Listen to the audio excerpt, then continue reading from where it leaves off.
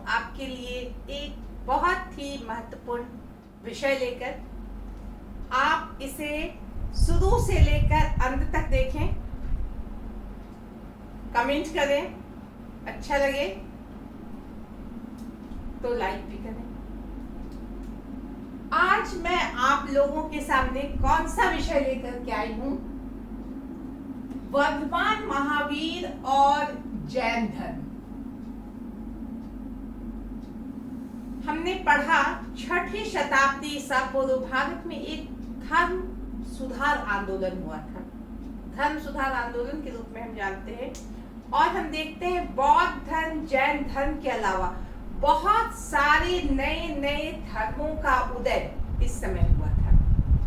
लेकिन इनमें से जो बहुत ही लोकप्रिय हुआ या बहुत ही प्रभावी हुआ वह था बौद्ध धर्म और जैन धर्म। बौद्ध धर्म के बारे में मैंने आपके साथ विशेष चर्चा की है। बहुत सारे वीडियोस मैंने बनाए हैं, लेकिन जैन धर्म पर मैंने अभी तक कोई खास चर्चा नहीं की थी। जबकि बौद्ध धर्म के बराबर ही जैन धर्म का महत्व है। हमने देखा था, हमने इस बात की चर्चा की थी कि ये जो बौद्ध धर्म है या जैन धर्म है, इनका उदय कैसे हुआ, ये क्यों लोकप्रिय हो गए, ये क्यों बहुत अधिक फैल गए, इनका विस्तार बहुत अधिक हो गया। इसके पीछे कारण ये था कि वैदिक धर्म या जो सनातन धर्म था उसमें बहुत सारी विकृतियां आ गई थी, बहुत सारी कुरीतियां आ गई थी, बहुत सारे दोष आ गए थे, जिसके कारण लोगों को एक सरल और उदार धर्म की आवश्यकता थी। क्योंकि हम देखते हैं कि जिस तरह वैदिक धर्म में धीरे धीरे कर्म कांड बढ़ता गया, यज्ञ, खर्चीले यज्ञ होने लगे, बलि होने लगे, बहुत अधिक प्रदर्शन दिखावा होने लगा, जो समाज के उन लोगों के लिए उसका भार उठाना कठिन था जो कमजोर तबके के थे। उनके लिए यह आडंबर, यह कर्मकांड बहुत जटिल हो गए थे और वो किसी ऐसे धर्म की तरफ जाना चाहते थे जो सहज हो, सरल हो, जिसे वो आराम से अपना सकें। और ऐसे में हम देखते हैं कि बौद्ध धर्म और जैन धर्म सामने आया, जिसने लोगों को बहुत अधिक प्रभावित किया अपनी सरलता से, अपनी उदारता से। आज मैं बात करूंगी, आज मैं विशेष रूप से बात करूंगी जैन धर्म के बारे में। तो अक्सर लोगों को यह गलतफहमी हो जाती है कि जिस तरह बौद्ध धर्म के संस्थापक महात्मा बुद्ध थे, उसी तरह जैन धर्म के संस्थापक महावीर स्वामी थे। ऐसा लगता है लोगों को, जबकि सच्चाई यह नहीं है। कहा जाता है, जो जैन साहित्य हैं उनके अनुसार क्या कहा जाता है कि जिस तरह सनातन धर्म शुरू से ही चला आ रहा है, उसी तरह जैन धर्म भी शुरू से चला आ रहा है। किसी खास समय उसका उदय नहीं हुआ, कोई उसके संस्थापक नहीं थे, ऐसा जैन साहित्य या जैन धर्म के अनुसार कहा जाता है। और ये सच भी है, क्योंकि महावीर स्वामी जैन धर्म के 24वें तीर्थंकर थे, 24वें। और पहले तीर्थंकर जो थे वो ऋषभदेव थे। पहले तीर्थंकर ऋषभदेव थे। ऋषभदेव ये पहले तीर्थंकर थे। और 23वें तीर्थंकर थे पार्श्वनाथ।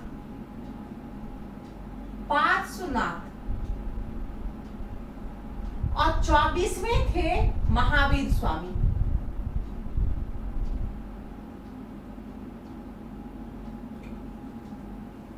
तो हम क्या देख रहे हैं कि जैन धर्म के प्रथम तीर्थंकर, इन्हें तीर्थंकर कहा जाता था। जैसे कि किसी में गुरु कहा जाता है, किसी कहीं भगवान कहा जाता है, कहीं पे कुछ कहा जाता है, संत कहा जाता है, इन्हें तीर्थंकर के द्वारा जाना जाता था। तो ये 24 तीर्थंकर जैन धर्म में हुए, जो बहुत ही महत्वपूर्ण थे। सबका अपना अपना महत्व था।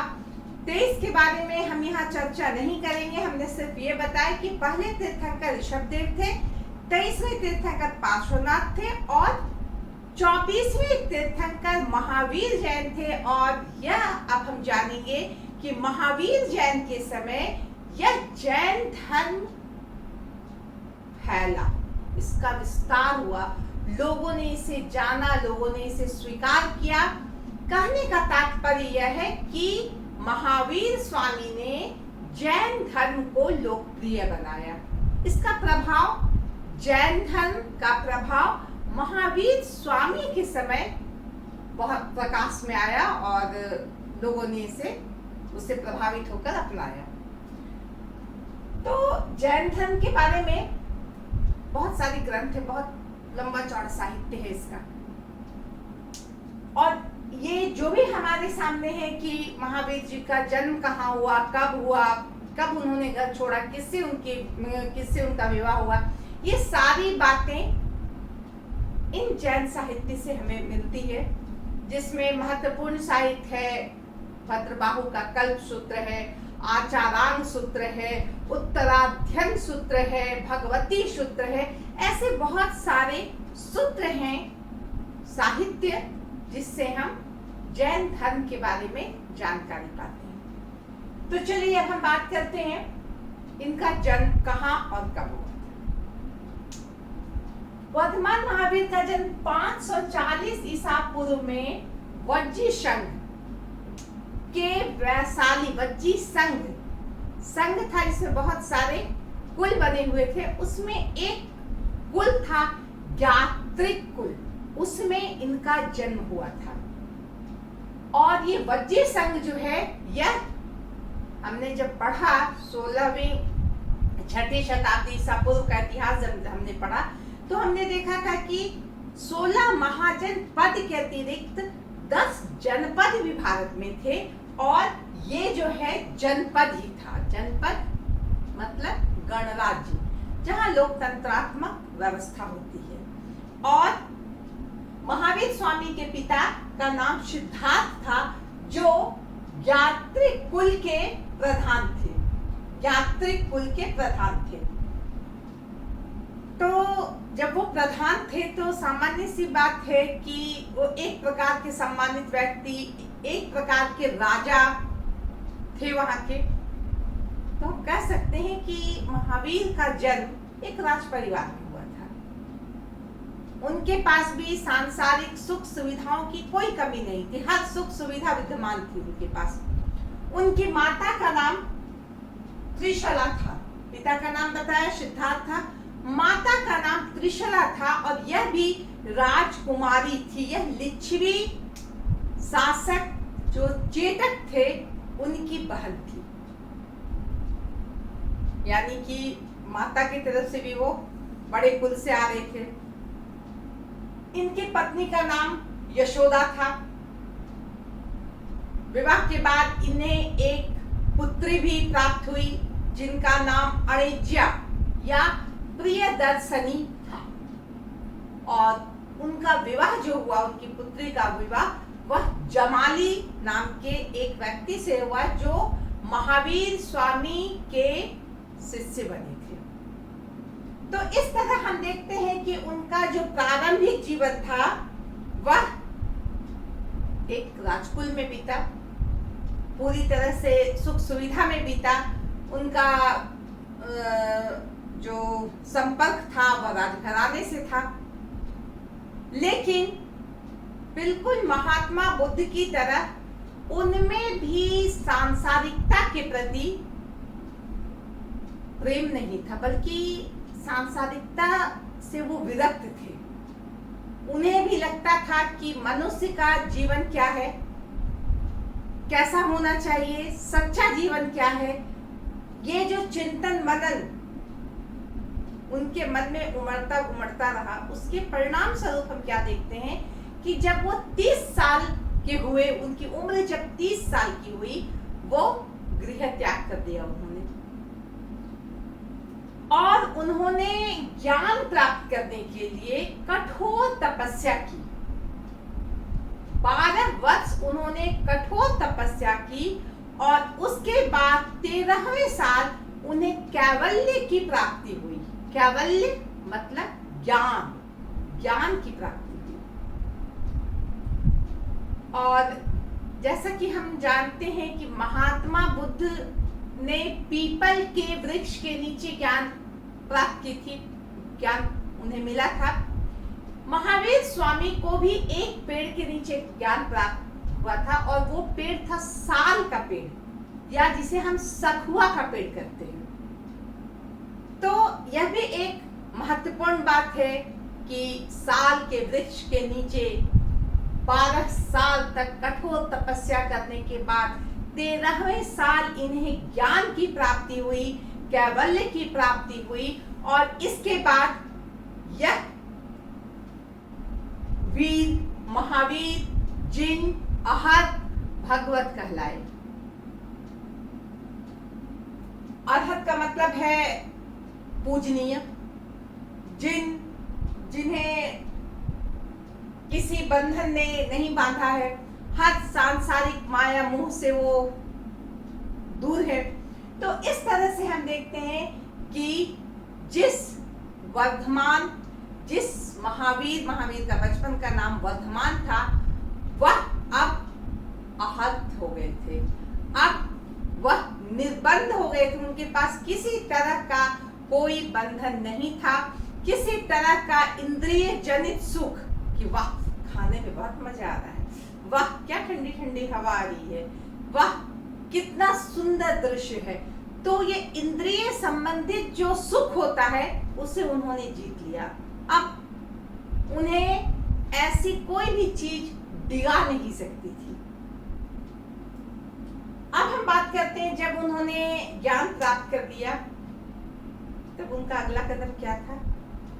उनका अगला कदम था अपने ज्ञान का यूज करना, उपयोग करना, लोगों को बताना कि सच्चाई क्या है, सही क्या है, लोगों को क्या करना चाहिए, किस रास्ते पर हमें चलकर हम निर्वाण प्राप्त कर सकते हैं, हम अपने जीवन के उद्देश्य को प्राप्त कर सकते हैं। ये नहीं कि हम बहुत अधिक सोना चांदी जमा कर सकते हैं, हम बहुत अधिक धन संपत्ति जमा कर सकते हैं, ये नहीं। हम कैसे मोक्ष को प्राप्त कर सकते हैं, कैसे हम निर्वाण को प्राप्त कर सकते हैं।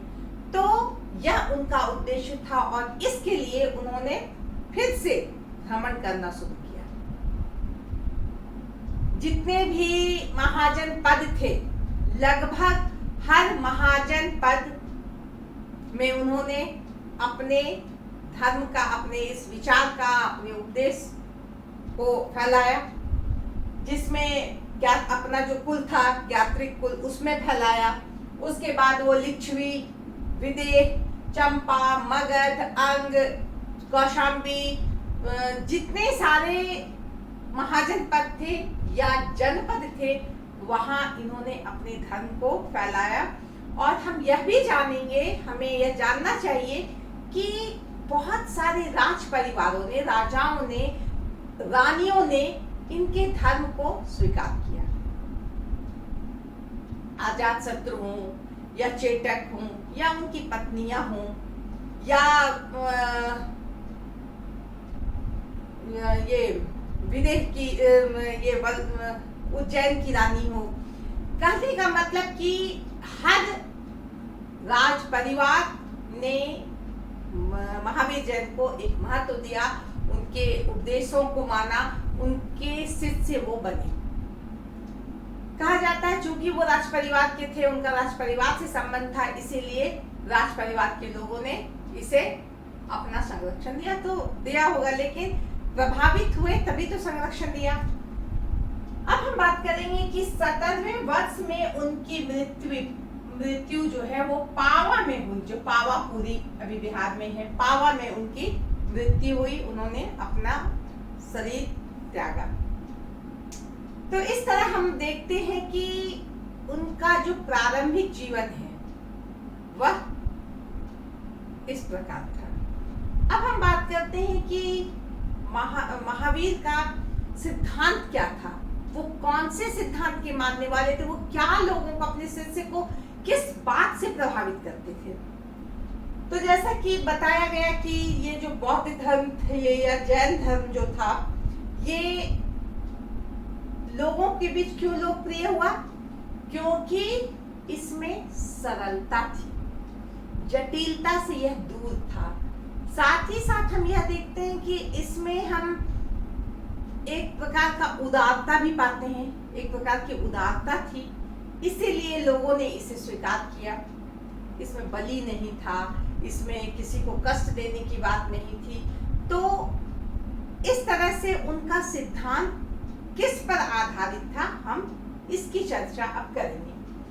सबसे पहले हम देखते हो अनिश्वरवाद। वो नहीं कहते थे कि ये दुनिया ईश्वर ने बनाया है, जैन धर्म का सिद्धांत ये नहीं कहता था इस दुनिया को ईश्वर ने बनाया है। जैन धर्म का कहना था कि ये दुनिया शुरू से है, चलती आ रही, इसे किसी ने बनाया नहीं है, कोई ईश्वर नहीं है। आत्मा जो है यही अगर सांसारिकता से दूर है और इसने इंद्रियों को अगर अपने बस में कर लिया है, तो वही आत्मा ही ईश्वर है।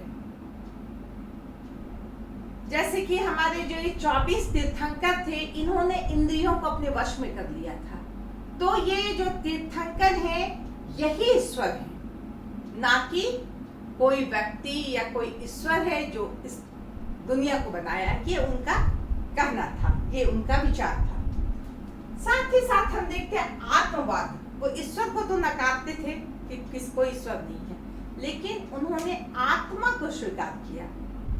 सभी जीव में, चाहे वो मनुष्य हो, पशु हो, पक्षी हो, पेड़ हो, किसी भी तरह का कोई भी वस्तु हो, उसमें आत्मा होती है और हमें उस आत्मा का सम्मान करना चाहिए। आत्मा को बिल्कुल पवित्र बना के रखना चाहिए, उसमें किसी तरह की बुराई से उसे दूर रखना चाहिए।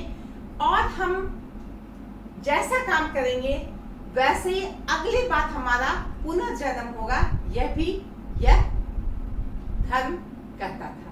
तो इस तरह से हम देखते हैं कि जैन धर्म ईश्वर को नहीं मानता था, लेकिन आत्मा को मानता था कि हर जीव में आत्मा है, हमें हर आत्मा का सम्मान करना चाहिए और हम जैसा काम करेंगे उसके अनुसार ही हमने जीवन पाया है। ये सारी बातें जैन धर्म की थी।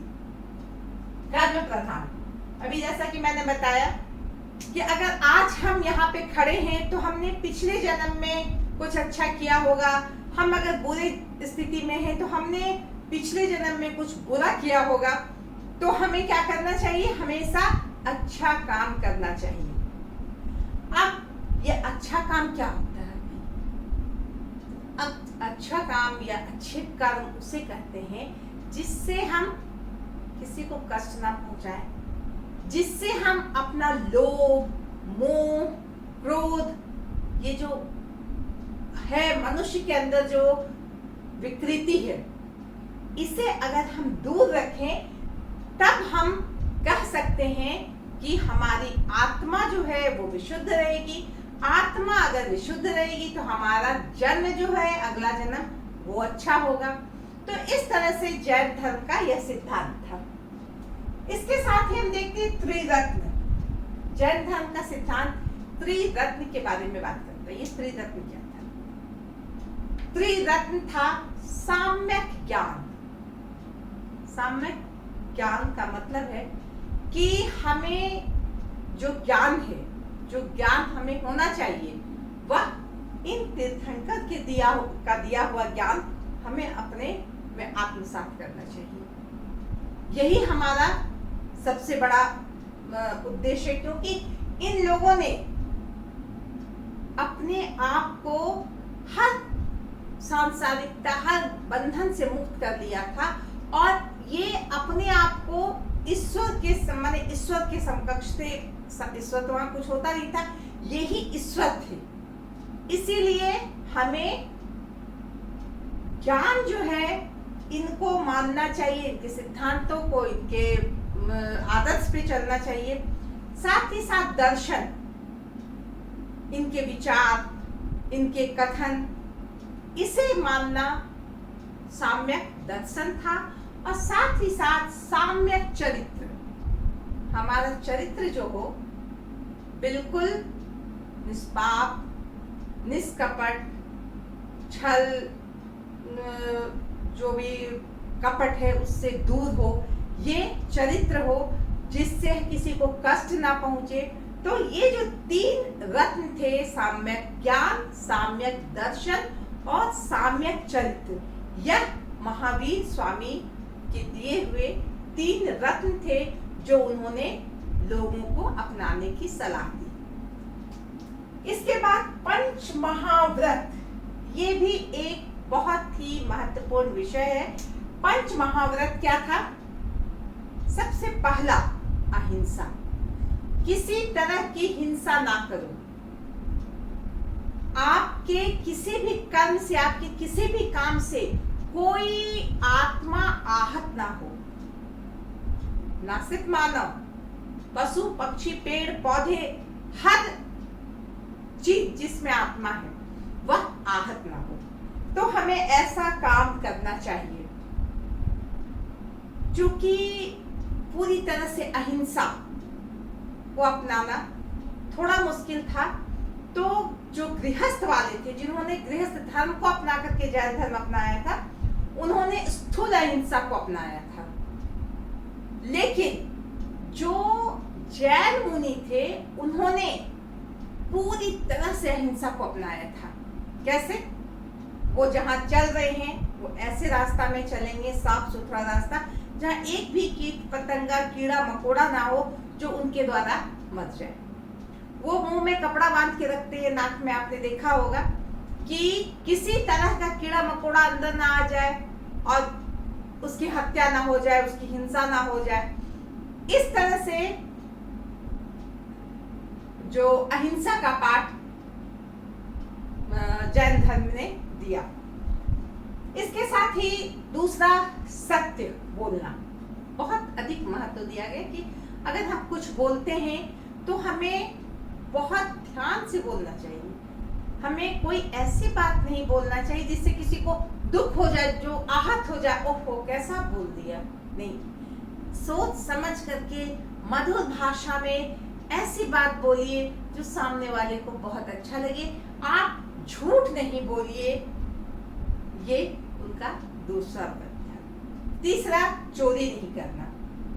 किसी की चीज को बिल्कुल पत्थर के समान देखना, उसे अपनाने की कोशिश नहीं करना। गिरी हुई वस्तु है उसे नहीं उठाना, किसी की छोड़ी हुई वस्तु है उसे नहीं उठाना। कहने का मतलब कि किसी तरह का लालच नहीं करना। अपरिग्रह, किसी का अपरिग्रह या संचय नहीं करना। हम बहुत पैसा कमाने लगते हैं, बहुत धन दौलत जमा करने लगते हैं अपने सुख के लिए, अपनी लालसा के लिए। तो ये संचय की प्रवृत्ति जो है, इसे हमें अपने से दूर रखना चाहिए। हमें बस उतना ही कमाना चाहिए, उतना ही करना चाहिए जिससे हम अपना जीवन संतुलित ढंग से चला सके।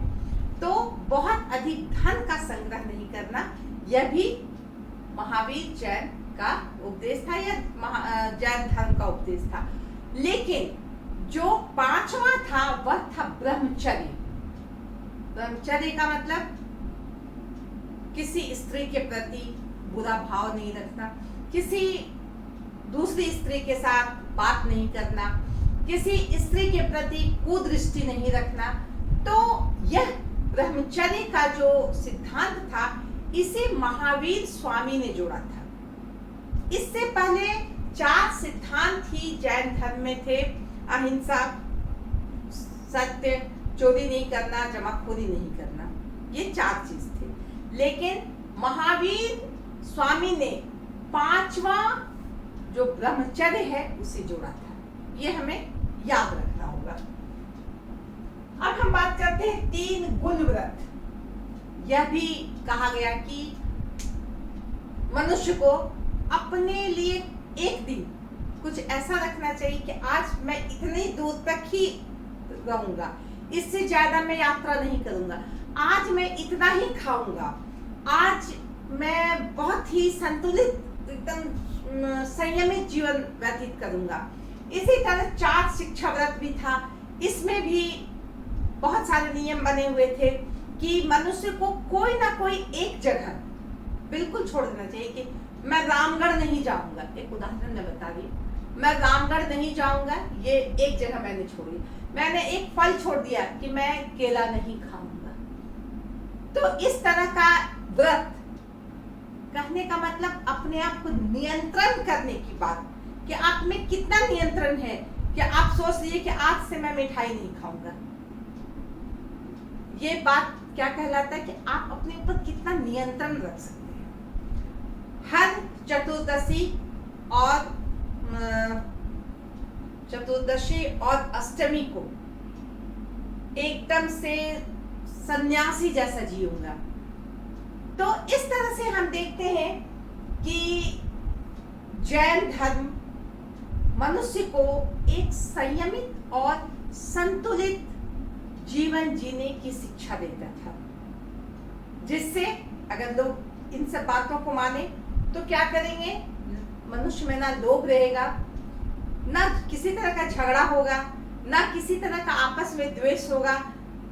जितनी भी समस्याएं हैं आज के दौर में, वो सारी समस्याएं ऑटोमेटिक खत्म हो जाएगी अगर हम जैन धर्म के इन सिद्धांतों को मानते हैं। व्रत और तपस्या करके अपने शरीर को कष्ट देना, यह भी जैन धर्म का एक सिद्धांत है कि हम कितना अपने शरीर को कष्ट दे सकते हैं। जो मुनि होते हैं, जो जैन मुनि होते हैं, वो तो अपने शरीर को कष्ट देते हैं। एक गृहस्थ को भी अपने शरीर को व्रत में लगाना चाहिए, तपस्या में लगाना चाहिए। तपस्या को, व्रत और तपस्या को जैन धर्म बहुत अधिक महत्व देता है। हम जानते हैं कि मृत्यु पाने के लिए यहाँ पे लोग कठोर तपस्या करते हैं। वो अपना खाना पीना सब छोड़ देते हैं, जिसे संथारा कहा जाता है। खाना पीना सब छोड़ के वो बहुत कष्ट पा करके अपना जीवन का अंत करते हैं और इसी में वो अपने आप को संतुष्ट पाते हैं। तो इस तरह से हम देखते हैं कि जैन धर्म का सिद्धांत ये सब था। अब हम बात करते हैं बहुत ही शॉर्ट में साहित्य, जैन साहित्य। जैन साहित्य की बात करें तो मैंने अभी बताया कि जैन साहित्य भी जो है बहुत ही समृद्ध साहित्य है। लेकिन यहाँ पर मैं सिर्फ बात करूंगी कि 6 मुख्य जो साहित्य के भाग हैं उसके बारे में। एक है 12 अंग, 12 उपांग, 10 प्रकीर्ण, 6 छेद सूत्र, 4 मूल सूत्र और अन्य। इनमें क्या है, इन साहित्य में किसी में महावीर जैन या जैन धर्म के बारे में शिक्षा जो है बहुत विस्तार से दी गई है। किसी में जो जैन मुनि हैं या जैन धर्म को मानने वाले हैं उनको कैसे रहना चाहिए, उनके जो पुरुष है उनको किन नियमों का पालन करना चाहिए, महिलाओं को किन नियमों का पालन करना चाहिए। बहुत लोग जो गृहस्थ है उनके लिए अलग नियम है, जिन्होंने संन्यास ले लिया है उनके लिए अलग नियम है। इसके अलावा कुछ पुस्तकें ऐसी भी है जिसमें लिखा हुआ है कि किन किन समृद्ध लोगों ने, धनी लोगों ने, चाहे वो राजा महाराजा हों, चाहे वो बड़े व्यापारी हों जिनके पास अकूत संपत्ति थी, उन्होंने अपनी संपत्ति को दान कर जैन धर्म को स्वीकार कर लिया। तो इस तरह से हम देखते हैं कि जैन साहित्य जैन धर्म के बारे में बहुत कुछ बताती है। आज मैं इस पर बहुत चर्चा नहीं करूंगी। इसके साथ एक महत्वपूर्ण पॉइंट छूट रहा है कि जैन धर्म की शाखा, जैन धर्म की शाखा यानी कि ब्रांच, इसके भी दो शाखाएं थी, एक श्वेतांबर और एक दिगंबर। जैसा कि शब्द से पता चल रहा है, श्वेतांबर जो जैन धर्म मानने वाले सफेद कपड़ा पहनते थे वह श्वेतांबर कहलाते थे, और जो दिगंबर थे जिन्होंने दिशाओं को अपना कपड़ा मान लिया वह दिगंबर कहलाए। दिगंबर जो शाखा है इसमें महावीर स्वामी की हम बात करेंगे कि उन्होंने दिगंबर शाखा को की शुरुआत की थी और दिगंबर शाखा को महत्व दिया था। उनके अनुसार ये कपड़ा लगता क्या चीज है, नंगापन या लज्जा, ये सब कोई चीज नहीं है। तो बहुत बार ऐसा देखा गया कि श्वेतांबर और दिगंबर में बहुत मतभेद भी हुआ, लेकिन हम देखते हैं कि ये दो मुख्य शाखाएं हैं और दोनों शाखाएं पूरे अपने तरीके से विद्यमान हैं। आज के दौर में अगर हम देखें तो बिहार के, झारखंड में बहुत सारे क्षेत्रों में हम देखते हैं जैन धर्मावलंबी हैं। गुजरात में, महाराष्ट्र में, उत्तर पश्चिम क्षेत्र में, कहने का मतलब कि यह फैलता ही गया। ईस्वी सन में हम देखते हैं कि माने पहली ईस्वी में यह काफी फैल गया था। ये पूरे उत्तर भारत में चला गया था, मथुरा से लेकर के तक्षशिला तक चला गया, जो वर्तमान में पाकिस्तान है उधर चला गया। तो यह जो धर्म था बहुत फैला। बहुत सारे चीनी यात्रियों ने इस बारे में, इस धर्म के बारे में चर्चा की और कर्नाटक तक, दक्षिण भारत तक यह धर्म फैला, जिसमें भद्रबाहु थे, उन्होंने इस धर्म को दक्षिण भारत तक फैलाया।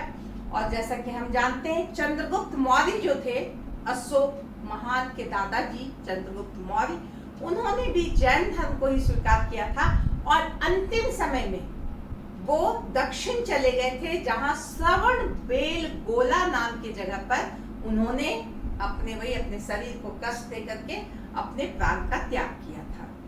तो इस तरह से हम देखते हैं कि वर्धमान महावीर और जैन धर्म दोनों का बहुत ही करीबी रिश्ता है, ये हम कह सकते हैं। ये हम नहीं कह सकते कि महावीर स्वामी ने जैन धर्म की स्थापना की, लेकिन हम यह कह सकते हैं कि महावीर स्वामी ने जैन धर्म को एक नया रूप दिया और एक उसका जो प्रभाव था आज तक हम पाते हैं। तो इस तरह से हम देखते हैं महावीर स्वामी और जैन धर्म हमारे लिए कितना महत्वपूर्ण है। और इसके साथ ही हम आज का क्लास यहाँ समाप्त करते हैं। धन्यवाद।